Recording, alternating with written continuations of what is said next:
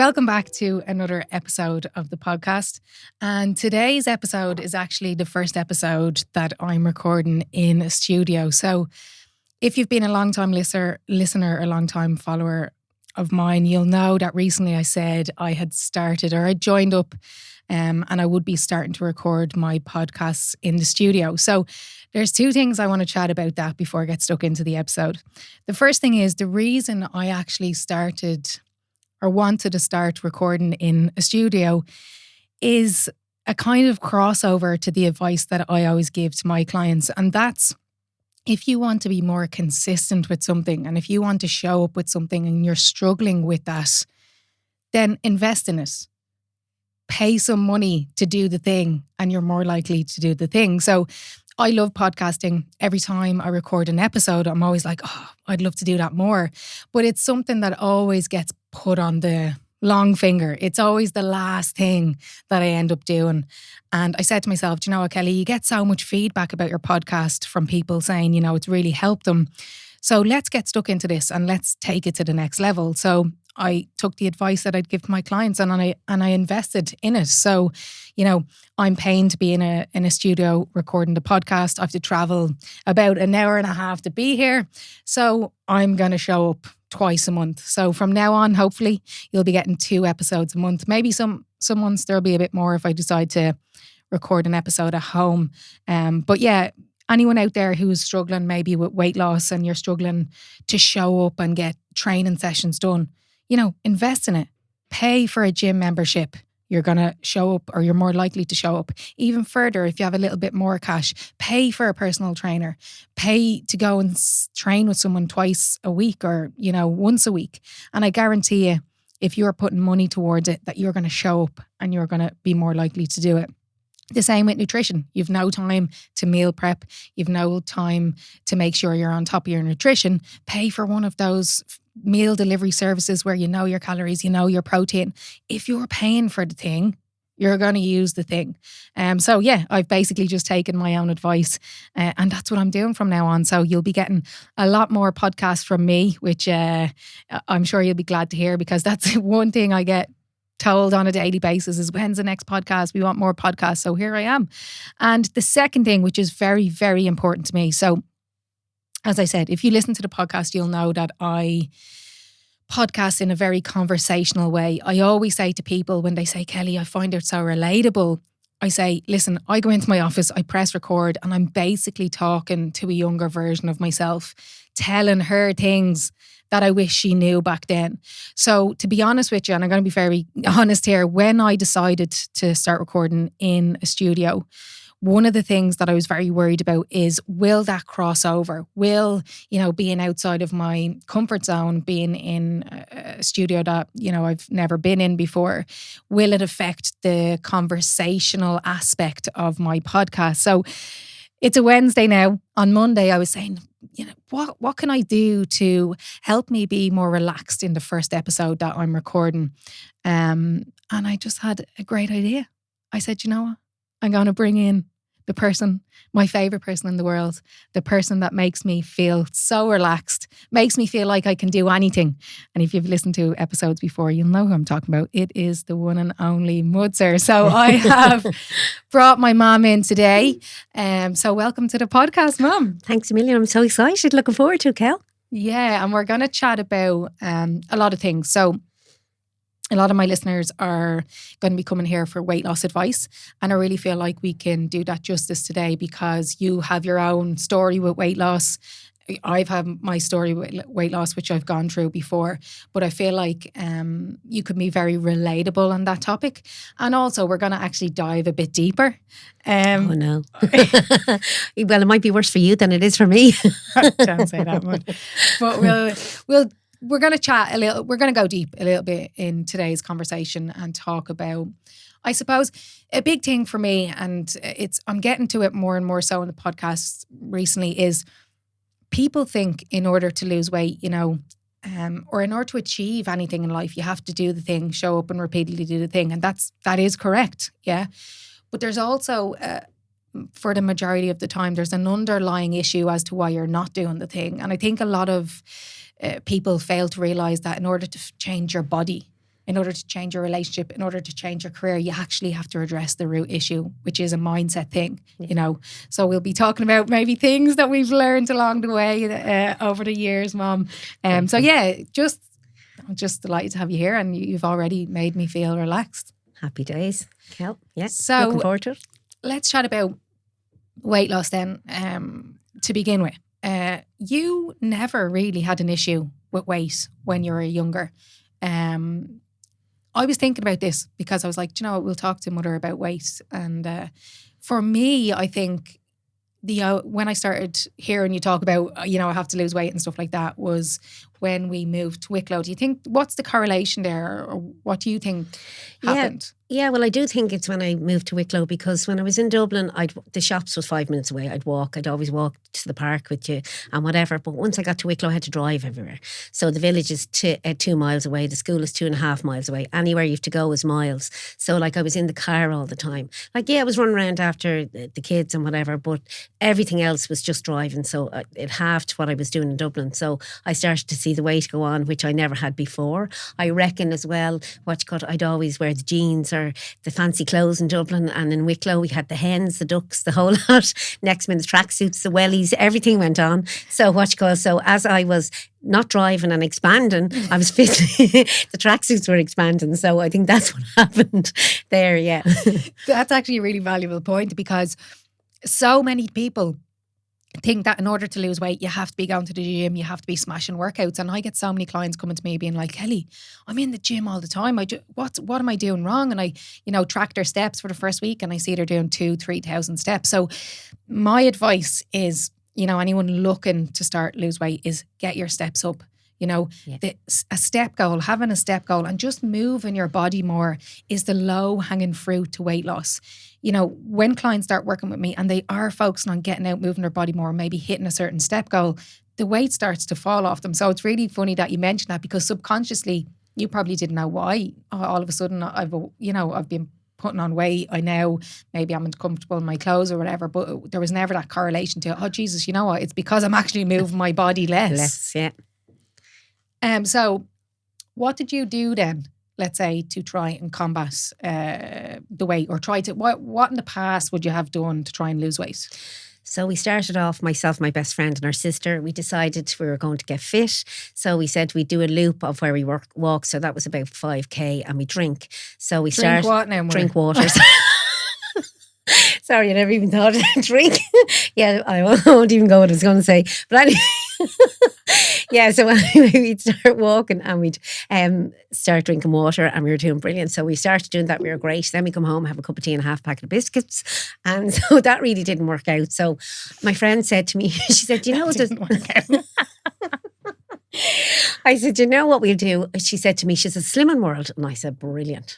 So I said, we go to Slimming World. Anyway, so I went down to Slimming World. I said, this is amazing. So you have a thing, what they call sins. So all I ever concentrated on was what bar I could have, what crisps I could have, never worrying about the dinners. So my whole life revolved around what the nice stuff. So that didn't work for me. Then I went to Slimming World, the same thing, tried to put in a bit of walking, but it was all to do with the food. Like, I found it very hard because I was concentrating on all the wrong things, so it didn't really work for me until I went to your one. But come here, did you lose weight in the Slimming Club? Yes, so actually for the first week I'd always lose about 5 or 6 pounds, and sure, I thought I was amazing. So, and then I'd kind of lose a half a pound. And what was going to say to you, I used to do, this is terrible. I used to do so I'd know I'd eat loads. Then I wouldn't eat, what was I going to say to you, say from the Wednesday to the Sunday, because I was weighing myself in the Monday, and I had myself driven mad. It got under my skin, because it was an all or nothing thing. I was eating away and then I wasn't eating, so it wasn't working at all now. Yeah, and that's the thing, I think, is people need to realise that I think the biggest problem with these slimming clubs and stuff is they do work in the short term. So you start and you start to see the weight falling off you, and you feel like, as you said, a great one. Yeah. But the methods aren't sustainable. No. You haven't learned anything.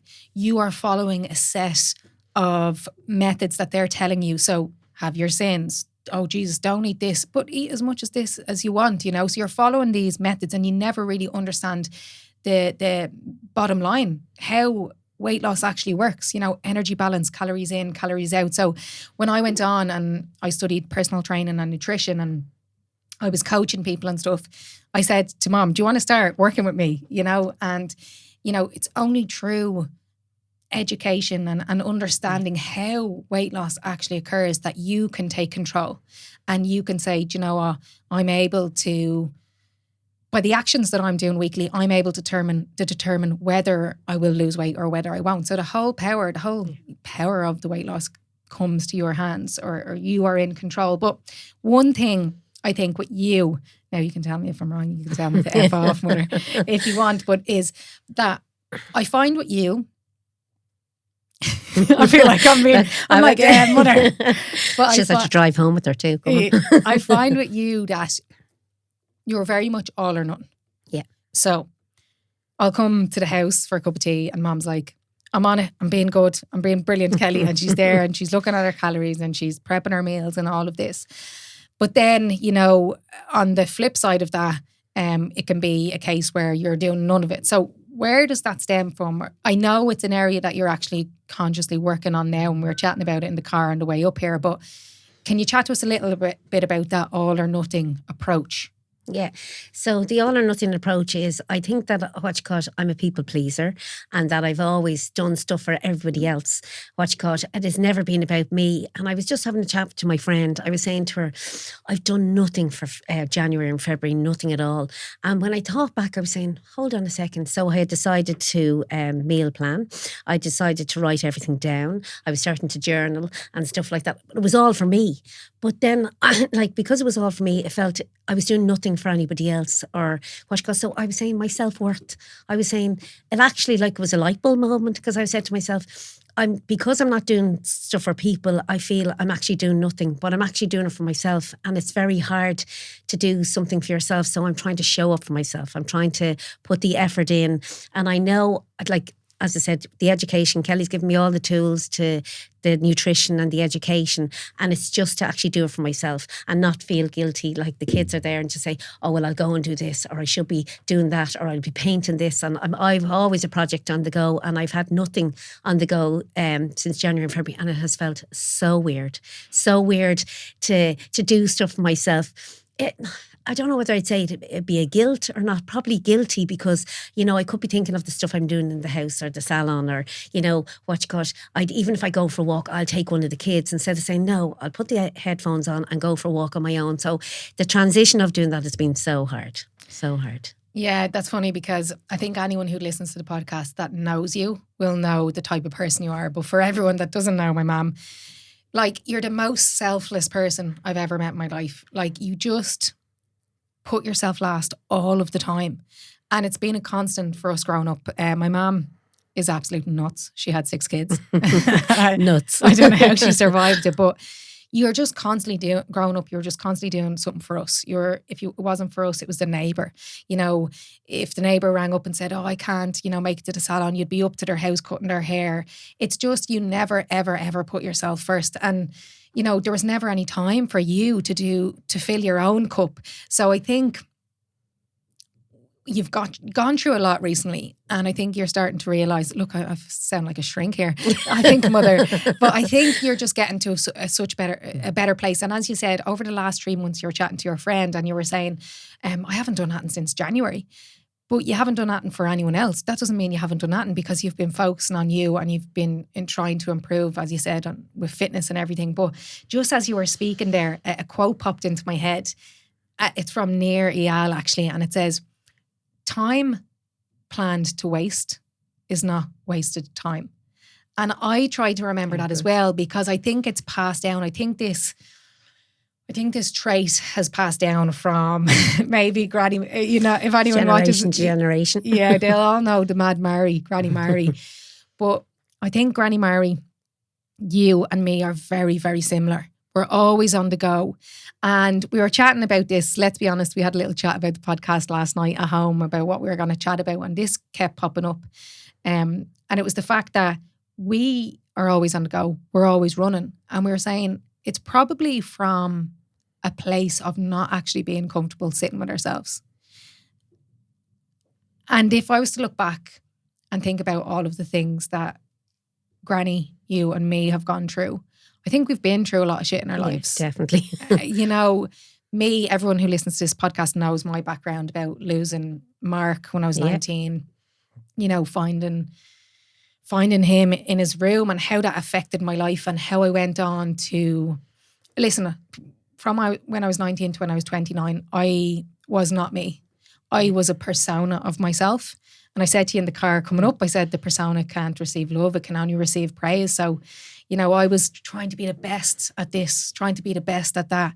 And I was trying to get the approval from everybody else because I felt like, you know, if I couldn't make him stay, well, Jesus Christ, I'm useless. I'm worthless. I mean, nothing. You know, he couldn't even stay for me. So I think a lot of things that we experience throughout our lives has an impact on how we go about our daily lives. And when we were chatting about this last night, I think that's why me, you and Granny are the way we are. Yeah. We're running from ourselves. We're running from not being able to sit in our own head, you know? Yeah, it's the quietness, Kelly. I've started a thing where as I get out of the bed, I sit on the side of the bed and I put my feet on the ground and I stay for 10 minutes. Kelly, you know, silence is the most hardest thing for me because like Kelly was saying, my brother died 26 years ago and my other brother only died 3 years ago. So I've spent my life running because I don't know how to deal with it. So the first time I remember after Dara had died, it was about a couple of months afterwards, and I didn't know then, but I know now it was a panic attack.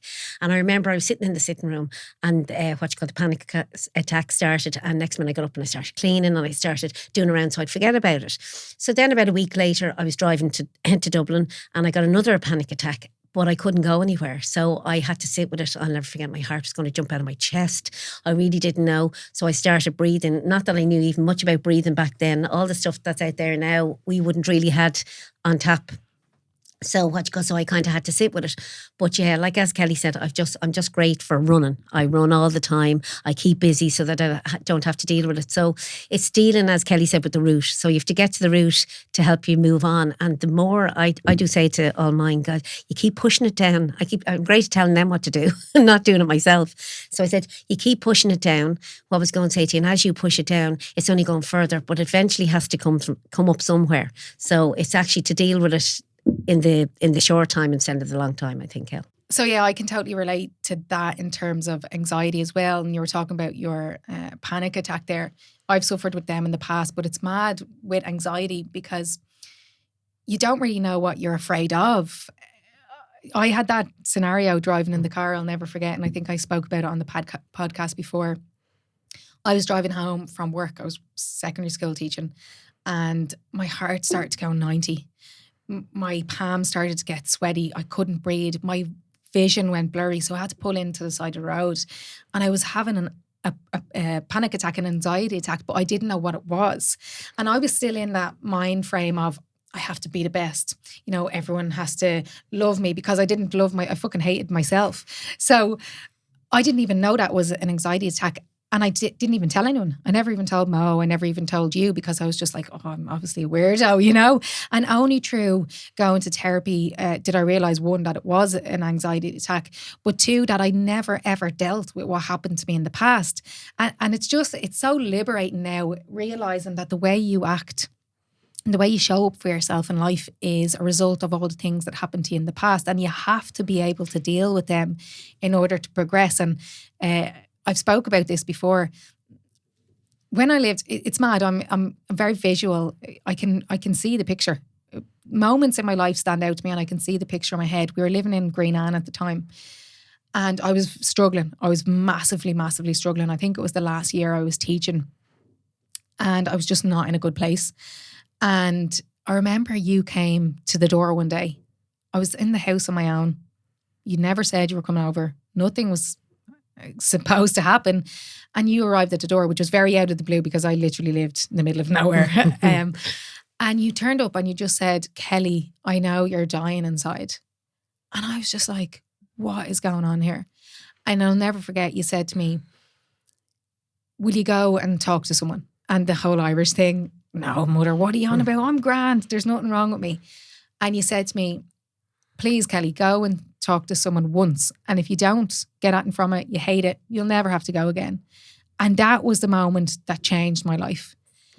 And what I mean about changing my life was from 1 to 19, I was any normal kid going about being bold. And I'm afraid of what you're going to say about that. But then from 19, when I lost my boyfriend to suicide, to 29, I was just this, I wasn't even living. I wasn't even myself. I was just this shell of a person. And it was through that conversation that I had with you that day and you asking me to go for help that I've changed. And listen, it didn't happen overnight. No. Fucking hell, I have gone through the ringer in It's terms. a long journey. It's a fucking long journey. I was going to therapy once a week. Since then, really, like that was 2019, what we're 2024. The last 4 or 5 years, I have been working on myself. But it's only through working on yourself that you can improve. And that's gone on the biggest bloody tangent ever there. But that stemmed from you, like only recently realising that in order to change, and if you know, in order to start living your life and putting yourself first, I was constantly saying, Mom, stop doing everything for everyone else. Say no. Say no. And that's why in the last 3 months you feel like you've done nothing, because it's terrible, isn't it? Because like I'm saying to myself, the only word I can use, and I was talking to my sister about it, I said, I don't know how I feel. And do you know what she actually said to me? She's right. She said, you're lost. And that's exactly what I am. I'm lost. I don't know where to go. I don't know how to go forward, to go back, what you got. And the lost is because I actually started doing something for myself. It just feels so alien. It feels so weird, you know. And it's just to get your head around. And like you were saying that night, I called down to you. I said, when you my child was falling apart in front of me. Sorry, I'll just get emotional. I'm brutal. I'm terrible. Right. But my child was standing. She was falling apart in front of me, and I was getting to him and saying, what could I do? Like, and I knew, you know, like a teenager in your 20s, I don't want to hear you're going to counselling and stuff like that. But I knew I had to do something. I had to step in. Like I was always there and I'd always support her and herself and her dad and the kids and all. But I knew like it was getting bad. I knew that she needed something.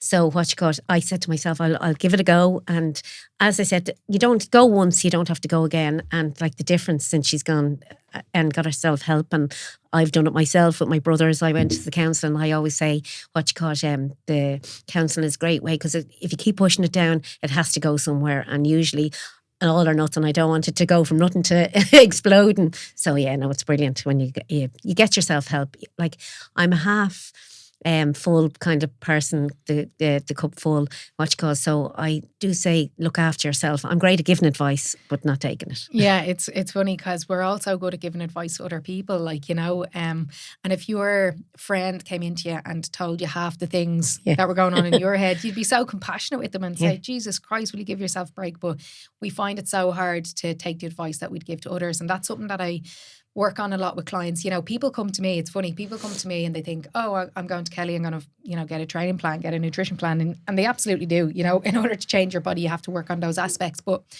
I think an even bigger part of my coaching is the whole mindset approach. And it's funny, one of my clients recently just said to me, Jesus, Kellie, I'm going to call this course The Degree on Me, because we work brilliant. And only through therapy and being aware of myself can I actually help others with this. But I really feel like that's a huge part of my job now. It's just, you know, getting people to realise, why do I act the way I act? Because it's only when you realise that can you change that then. So yeah, The Degree on Me, we do a lot of mindset work, and I talk about a lot of the time, you know, the advice that you're giving to other people, try and give that advice to yourself. But just going back there to, I suppose, this is probably a question that I shouldn't ask on this, but we'll go there. Why, when I was kind of falling apart and stuff like that, how did you know? I had anger issues. Well, Kellie was very, how could I say, her her daughter is going to be the very same, so she is going to have to deal with it herself. So she meets fire of fire. Yeah. I'm headstrong. You're headstrong. Very Let's be nice here, yes. Mum. Okay, right. You're very very headstrong. So basically sport was a lifesaver for Kellie. The rugby, I'm telling you, she gave it all or nothing. I'm telling you, it right at the front row there. God help the person that was in front of her. Yeah, like I could see it. I could see like the anger, like she'd be chatting away and then she'd just lose it. Or like I'm looking at my 12-year-old granddaughter, and she's the same. Like you know, she'd nearly grunt at you. You know, you'd say something to her, you know, and but yeah, it's just she. I can't even explain it. It's just she was so angry inside, and then went from the anger to lost. I think when I approached her that night, I think she was lost. She was getting so down on herself and didn't know how to go forward. And I didn't really know how to go forward for her either.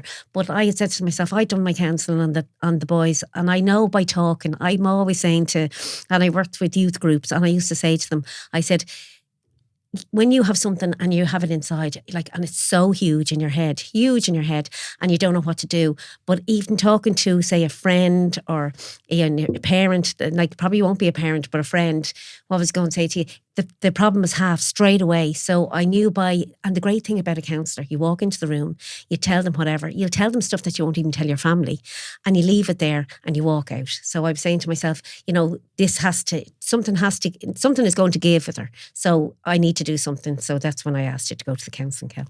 Yeah, and I talked about it on that summit I was at the start of the year. I was saying, like, she was asking me about how I started to basically heal myself, and I told her the situation. My mom came over, she asked me to get help, and she was like, so how did she know? That's why I put the question on you. She's like, how did she know you were in that position where you needed help? And I was like, I honestly don't know. And I think, you know your own child. Yeah, you will yourself. Yeah. I was going to say, I think it is that bond. It's that bond where you kind of know, you knew. It's not even a talking bond. It's a connection. Exactly. Definitely. You knew before I knew. Yeah. Stuff about me. Yeah. Which is mad. But I think with anything, and this is an important point, we can relate it back to health and fitness and stuff. But I said that going to that one counselling session changed my life, and it absolutely did.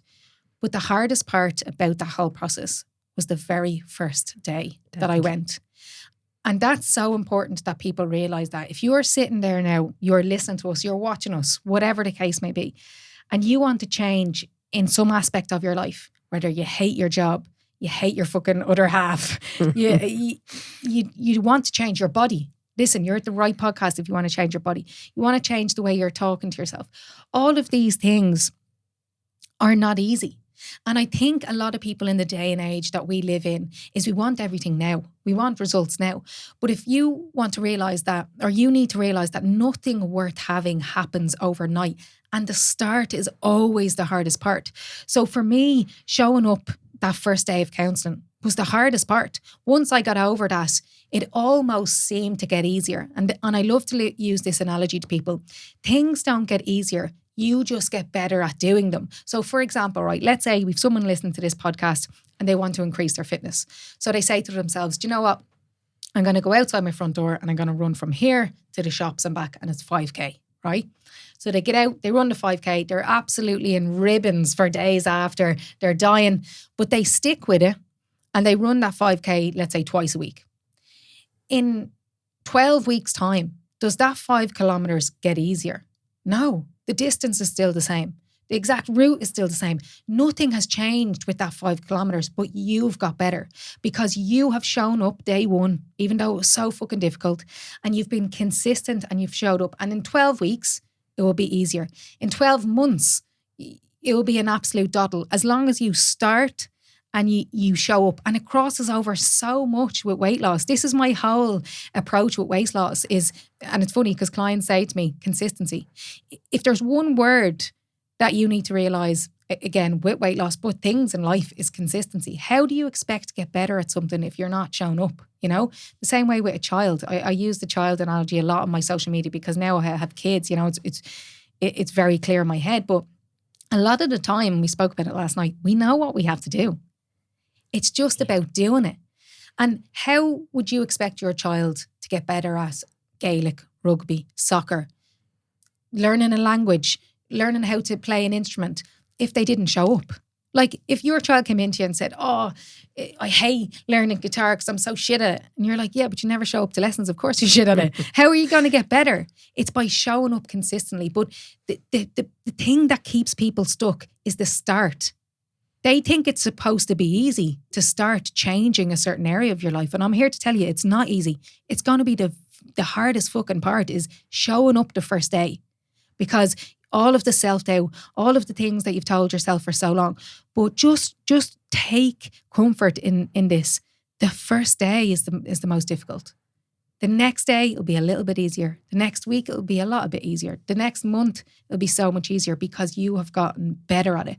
But that's the first hurdle, I think, is the whole concept of people thinking this is supposed to be easy. It's not supposed to be easy. Change is never easy. And then this is the gold. This is the gold, is consistency.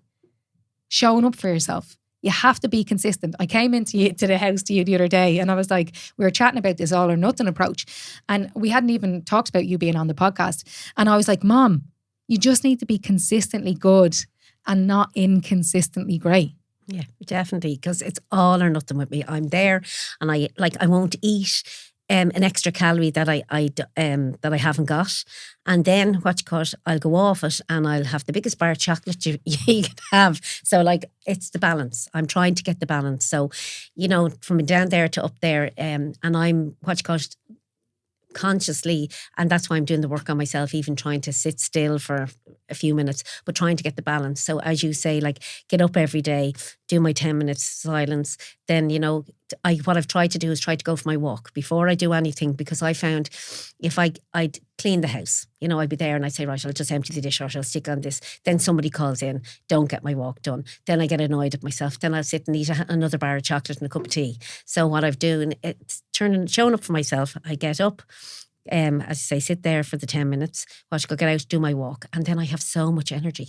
And the thing when I'm on my healthy lifestyle, because I hate diet, that word. So my healthy lifestyle, I actually look forward to my food. I look forward to my dinner. Like even my treat at night, I'd take that about 7 o'clock and I'd actually taste it. Whereas before I'd be sitting there with half a packet of biscuits, watching the telly, and I wouldn't have tasted any of them. So yeah, so it's showing up for yourself and consistency, as Kellie says, and that's the new me for 2024, definitely. New year, new me, huh? Yeah, definitely. But no, there's loads to chat about there. You're so right. But I think I want to flag as well, because a lot of people will find themselves saying, oh, I can relate to that, I'm all or nothing. And I just want to say as well, though, let's say you're, wanting to lose weight. Weight loss is not a linear journey. And that's an area that people can struggle with. They think, I want to lose weight now, so I'm going to lose weight every single week. I hop on the weighing scale, it's going to go down, down, down. That's not the case. If you look at your life as a whole, let's say for a year, 365 days, there's some times of the year where you should be losing weight, absolutely. Mm-hmm. And there's some times of the year where you shouldn't. So if you think that you're going to go through Christmas and you're going to come out the other side lighter, I'm telling you, you're going to have a miserable fucking Christmas. So we have to be realistic with our expectations as well. And for me, I'm going to be honest, I struggle after times of indulgence to get back to it. And that brings it back to the whole point of it's hard to get back into it. So for example, after Christmas, when I've been eating around me, I've been on the drink. Can't wait to have a drink again. I'm off at 6 months. But come January, I'm always like, oh, for fuck's sake. And it's so difficult to get back into your normal way of living, because wouldn't it be nicer to continue eating the chocolate? Of course it would, but would you get to your goal then? And I think a lot of the time it's just being a little bit more compassionate with yourself and saying, yeah, it's supposed to be hard after Christmas to try get back into eating well and training, but a lot of people then can use that as an excuse, so my advice around that whole, and I said it to you last night, my advice around getting back on it after times maybe that you've overindulged, because you and Dad were away on holidays and since you came back, it's hard to get back into your normal routine. But what I would say is, this is what I say to my clients, there's a few steps in this. If you're going through a weight loss journey and you have a holiday coming up, you have Christmas, you have a birthday, you're not supposed to lose weight over Christmas. You're not supposed to lose weight when you're away in Vienna or whatever. So the very first step is pre-acceptance. Pre-accept that you're going to go off plan. By you pre-accepting that you're going to go off plan, it actually allows you to enjoy yourself. So you mentioned it there, like a game changer for me when I started to realize how actually weight loss happens and sustainable long-term weight loss is I actually started to enjoy my food, because so many people are riddled with guilt when they're away, when they're at a wedding over Christmas, that they actually just hoover the food and they don't even enjoy it at all. Don't taste it, yeah. They don't taste it because they feel so fucking guilty that they're having it in the first place. So there is a way to do this here. Pre-accept you're going to go off plan in special occasions. That allows you to actually sit down and enjoy the food. Because you're sitting down and enjoying it, you then tend to not eat as much as you usually would because you're just hoovering the thing up. And then here's the important point is have a set date where you're going to quote unquote get back on plan. So give Christmas as an example, or let's use Christmas as an example. If you had said to yourself, right, Christmas, I'm going to go off plan. Absolutely. Christmas isn't a time where I should be losing weight. You enjoy your Christmas, but you have a certain day where you've already pre-committed that you are going to get back on plan. And I do not care if that's 2 weeks or 2 days. You get to decide. But it's just about sticking to your decision about getting back on plan. And it's that whole concept of don't let one bad day, not even a bad day, because you've already pre-accepted that you're going to go over your calories, but don't let, a week off plan for Christmas or a week off plan for being on holiday turn into 2 weeks, turn into 2 months. And then you find yourself back at square one again in this whole scenario of, I better, go on the next diet, or I better get back on my healthy buzz or whatever it is. It's about catching yourself. Yeah, definitely. As you say, the thing is, like what you got, you will enjoy the food, and then what you got. That's the thing I did when I came back. What you got, I went totally off it for a week or two, and then I said to myself, no, Monday I'm going to start, and I'm going to do my walking. And maybe I took an extra, say, packet of crisps or something, but I didn't give out to myself for it. I just said, I was used to having the nice stuff. So then what you got, then the following week I was able to try and get back into it. So slowly, and as you said, not beating yourself up over it. Yeah, exactly. Yeah. And you mentioned something there about earlier on. You said when you are actually eating better, you feel better in yourself. When you get out for your walk in the morning, you feel better. And it's so true, because I say to clients, eat well, feel well. Eat shit, feel like shit. And it's so true. Like, people don't realize the impact that, a bad diet and no movement has on your mental health. Mum, I'm out, you know me, I'm out every single day running the Wicklow Mountains. I'm so lucky where I live. But I do that not for a body compositional thing. I have no issue with, thankfully, I say to my clients, I'm at complete and utter food freedom. Like, I didn't eat carbohydrates because they made you fat, restricted my food, never enjoyed special occasions because I was so anxious about gaining weight. I'm so far past that now. But I exercise every single day, whether it be a run, whether it be a walk, for my mental health, That's huge. It's the mental health, I think, the exercise is good for, as you say, being out. Another thing I found, I'm an asthmatic, and when I put on weight, I swinging out of my inhaler. What you call swinging out of it. But what was I going to say to you? So I found when I lost the weight as well, like I'd take the Preventer, all right, but otherwise I didn't need the Ventolin. But even as you say, just getting out and going for a walk in the fresh air and just taking, the lovely countryside around you. I remember when yous were all small, the 60s, and it was like feeding time at the zoo. I'd leave yous all in and you'd be having the dinner and whatever. And I used to take a cup of coffee and I used to go out and sit in the garden. And I remember I didn't realise then, but it was for my mental health. What you got? And that 5, as Kellie said, what you got, she's going to write on my headstone, give me 5 minutes. So what you got, that 5 minutes was a lifesaver. I say that now to the girls. I'm like, Mo, I sound like my mum. When we were growing up, all she used to say was, just give me 5 minutes.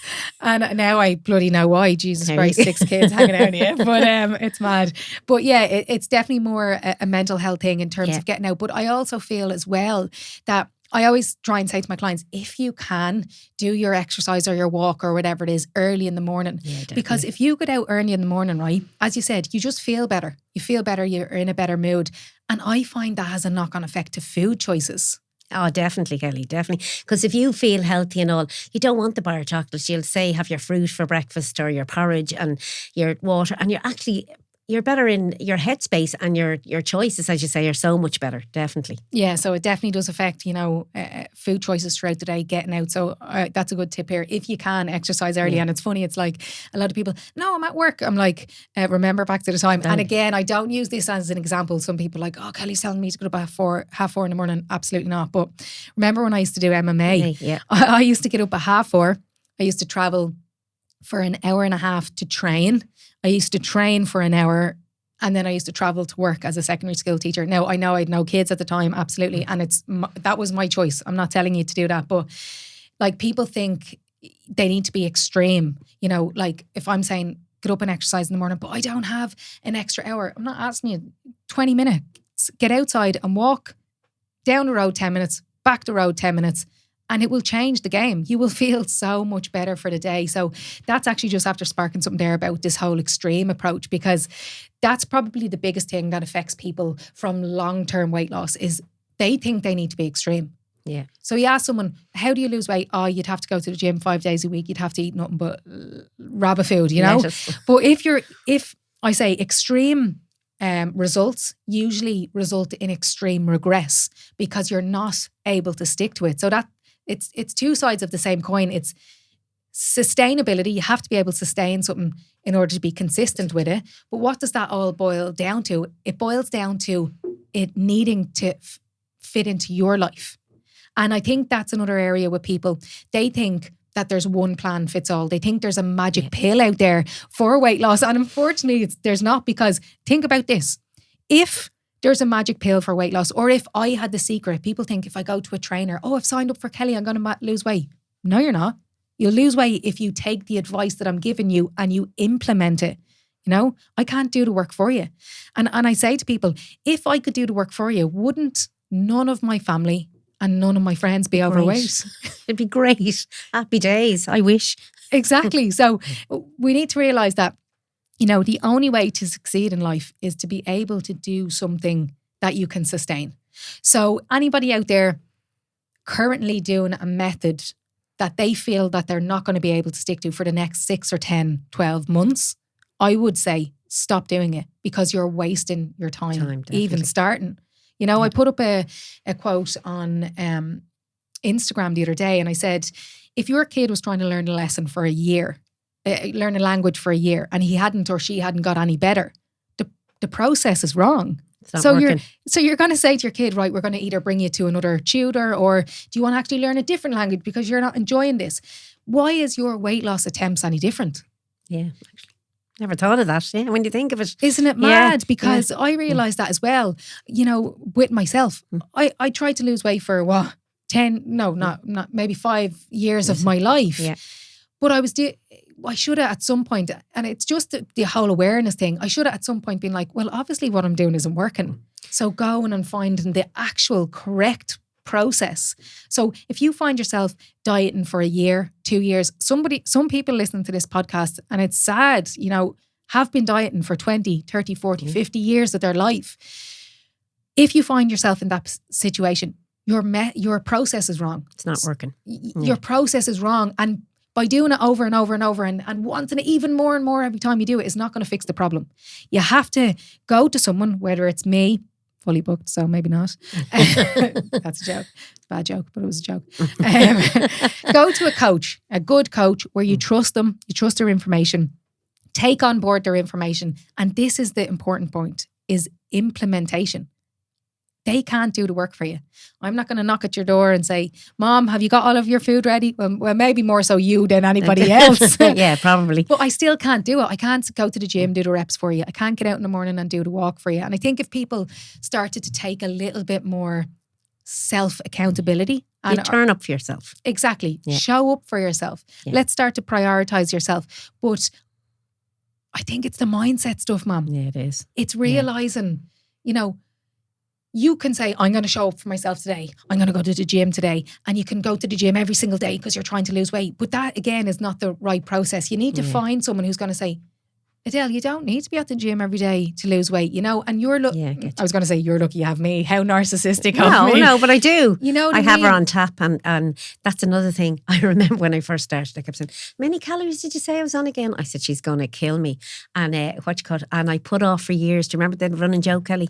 I put off for years. I said, I actually, now that I've got older, I actually don't want to lose the weight too quick because I'll get that gaunt looking. And you know, when you get that gaunt looking, you look about 10 years older. So that was my excuse for not losing the weight. Gaunt look is a quote in our house.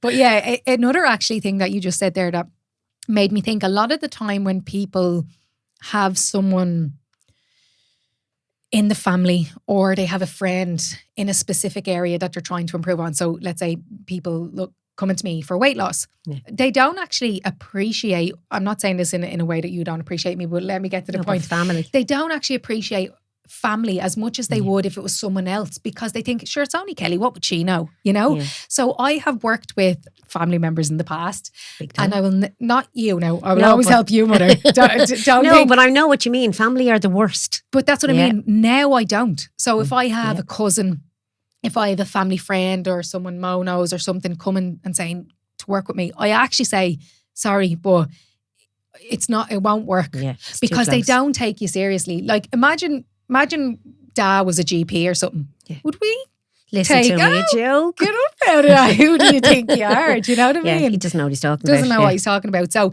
a lot of the time it's going, you know, realising, going to someone, find someone you trust. People say to me online, there's so much shit online. Which advice do I take? Find someone you trust. Block out everybody else because there's so much noise, and just start doing what they say. So if you're following my page, you can trust me. Big time, definitely. And as Kelly says, invest. I'm not just saying this to sell for her or whatever. What you call it. No, but to invest in yourself, definitely, because as Kelly said, if I was to pay for something, I'd make sure I go to it. Whereas what you call it, I just say, I've Kelly, or I'll just ask her this, or I'll just ask her that. And family are the worst. The family are the worst. And definitely don't go working with your family. Well, besides my sister now, I work with her. She's very good.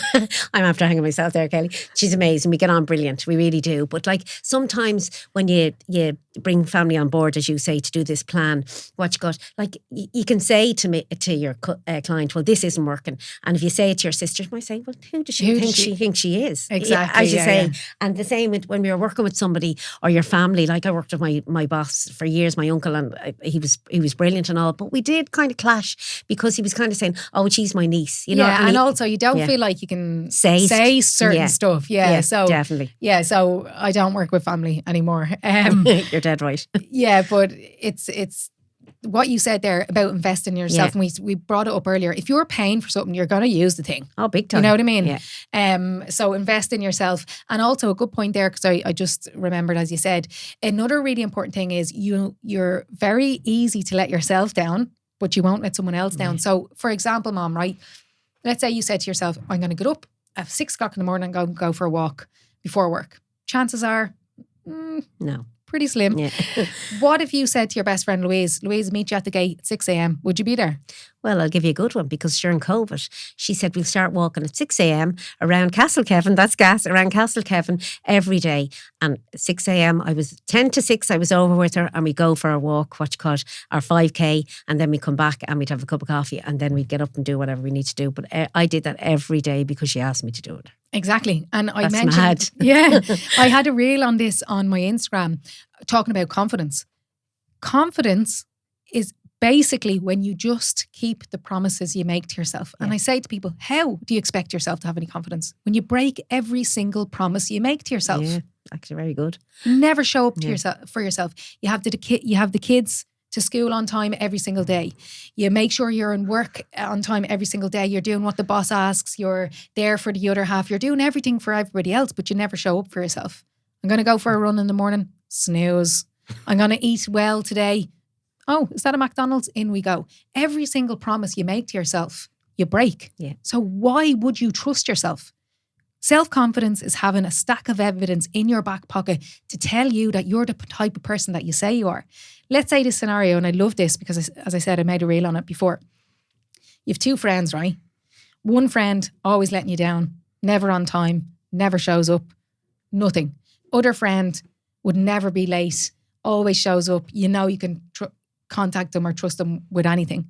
And you can't get to this school on time one day, you're in a meeting. Which friend would you call to pick up your child? Of course, yeah, the one that's always reliable. Because you trust them. Yeah, exactly. But you're the other friend to yourself. Yeah, actually never thought of it that way. You can't trust yourself, but why the fuck should you trust yourself? Yeah. Because you never show up for yourself. Start showing up for yourself. I feel like I'm dictating here. I'm talking to everybody, not you, Mom. That's fine. No, you're right though. But start showing up for yourself. No, I'm not talking to you. I'm talking to everyone. I'm talking to myself, because there's certain areas that I need to work on as well, you know. Start showing up for yourself, but start small. Yeah, it's the small. How do you think you're going to continue running 5K a day when you don't even get out for a 10-minute walk? Yeah. Exactly. Get out for your 10-minute walk. I think we try, when I started, I have my plan. So I do my food, I do my walk, and I do my water. And as I think I said to people, what I was going to say to you, the best thing to do is when you actually, it's like brushing your teeth. When you have something that, what I was going to say to you, you do every day, like brushing your teeth, and you do it without thinking, you have it made. And then you move on to the next one. I love that teeth analogy. And come here, there's another thing it just sparked there when you were talking habit stacking.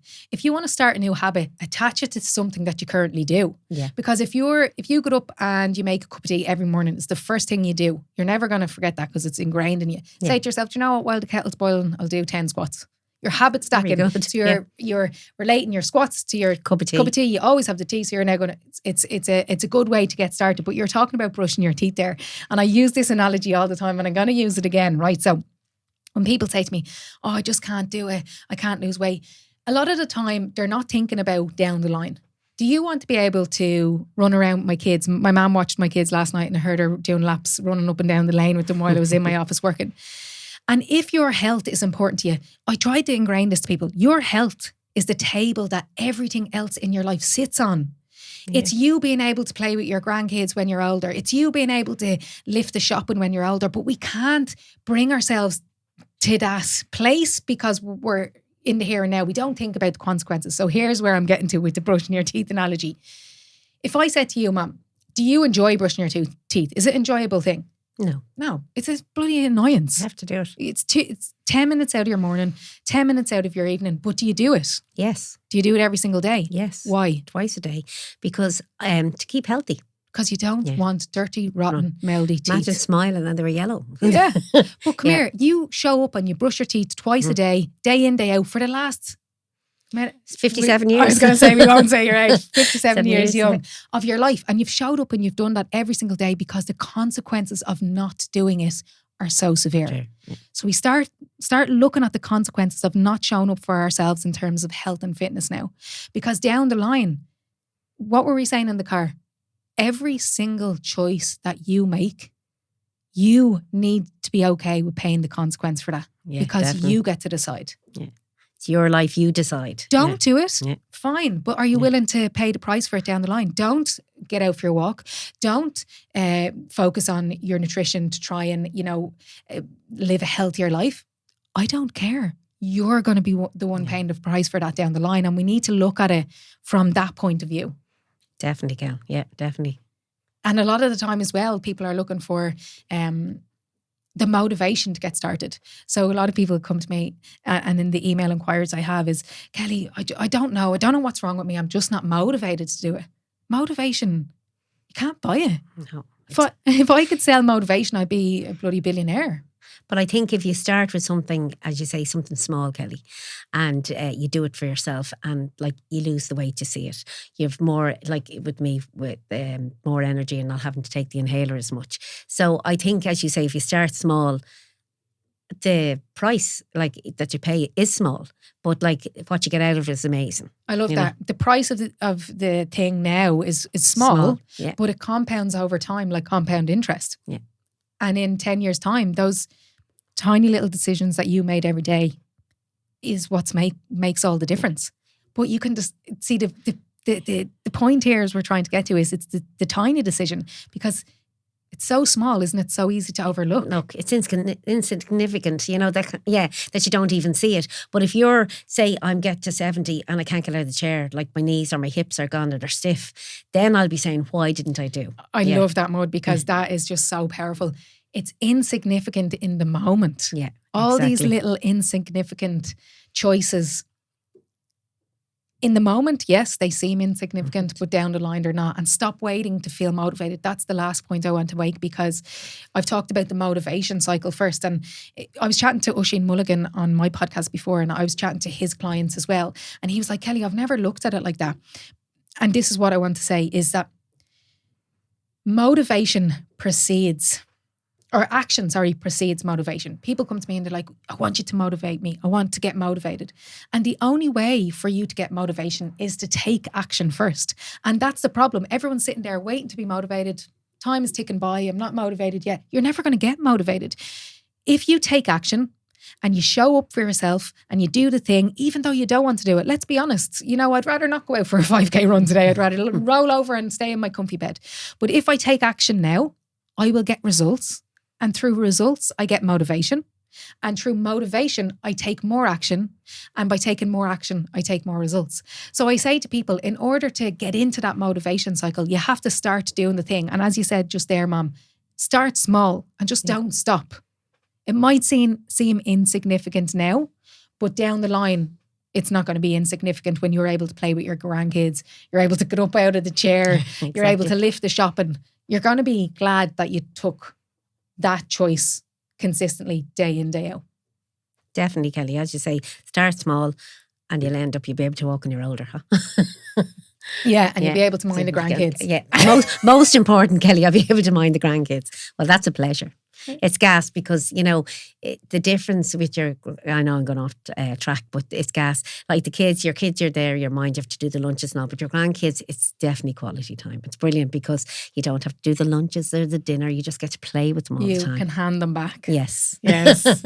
So, Mud, come here, listen, absolute pleasure talking to you. I'm going to finish up the podcast just by saying, now that I have you here, I've said it many times on the podcast before, and people who are avid listeners will know this, but you've saved me so many times in my life. It's funny because I was going to say I'm here because of you, and I absolutely am, because you bloody gave birth to me, didn't you?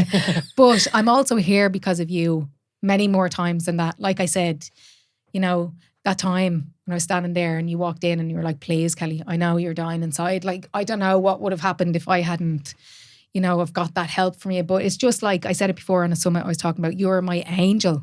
Like, you've just saved me so many times. You're my favourite person in the world. I feel like I can achieve anything because I know you're there. I'm not afraid. Kelly, let's go and do this new business venture. A lot of the time people think, what if? And listen, let's be honest, like, new things are difficult. Change is difficult. But there's something about having you there that I know no matter what happens, it's all going to be okay. So I just want to say thank you so much, because I know that my adolescent years maybe weren't the easiest to deal with. Do you want to go there? Do you? No, I just have to say I'm the lucky one. I'm the lucky one to have you in my life, because from the moment I saw you, oh my God, like, my heart was bursting. Like, it's gas. And now because you've kids, Kelly. But like, I remember actually Roan's little granny, they used to call her. I remember her saying, you don't actually start living until you have children. Yes and no. But definitely, I remember when I held you in my hands, my heart was going to burst. And it's hard to explain what you call it until you have kids. And another thing is, like, once they're all right, you're all right.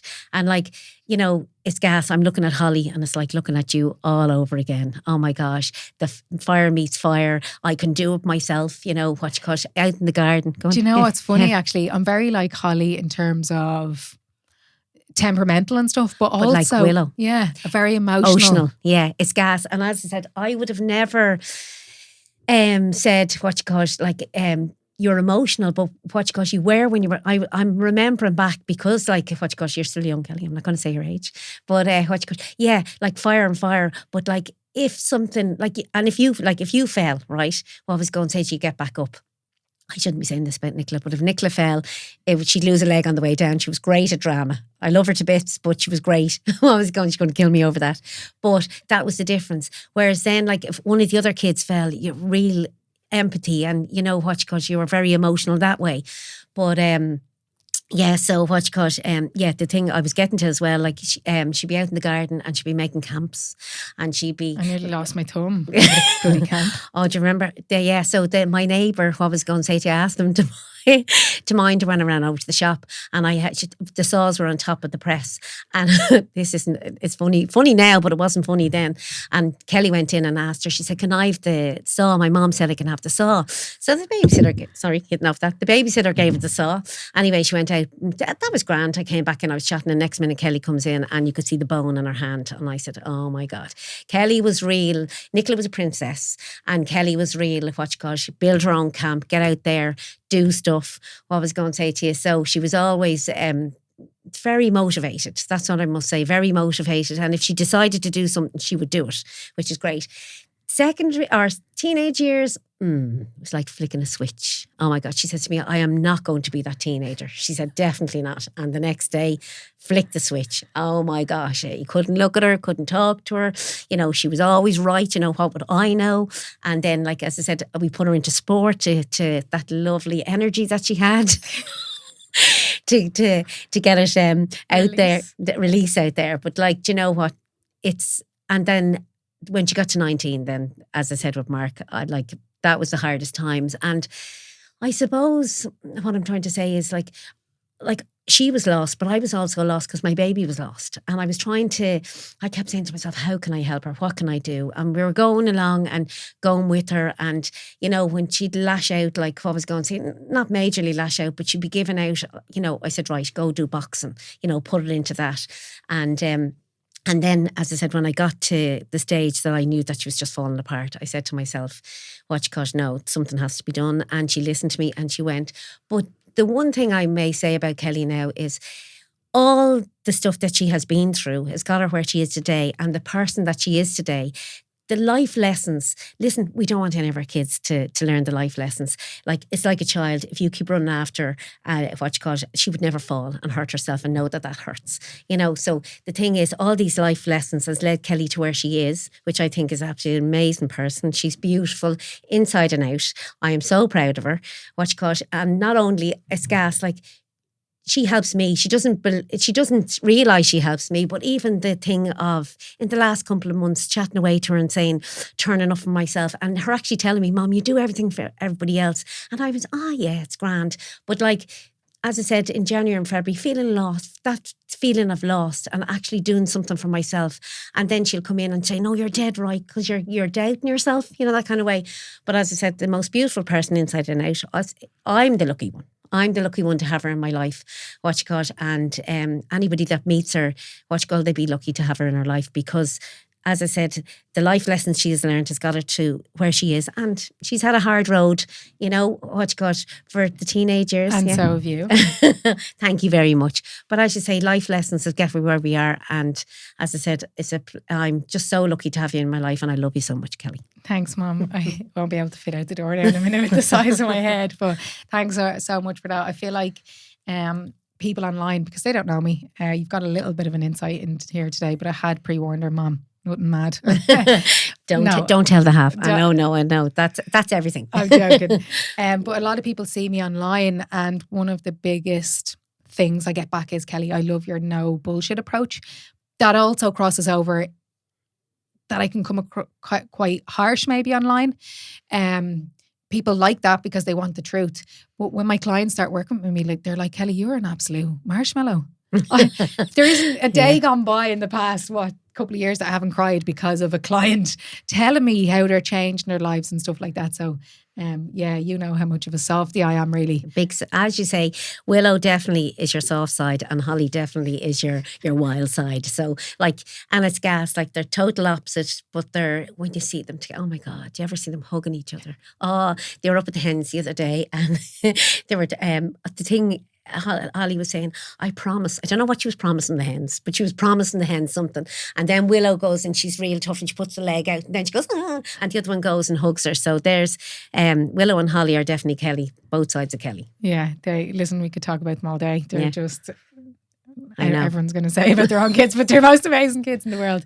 But listen, we will leave it there, Mom. As I said, thanks so much for coming in, and that was more, that went in. It flew, and you know, I came in and I was saying, oh, you know, you say, what will I say? But like, it's coming from the heart. So I think, like, I actually forgot we were in the studio.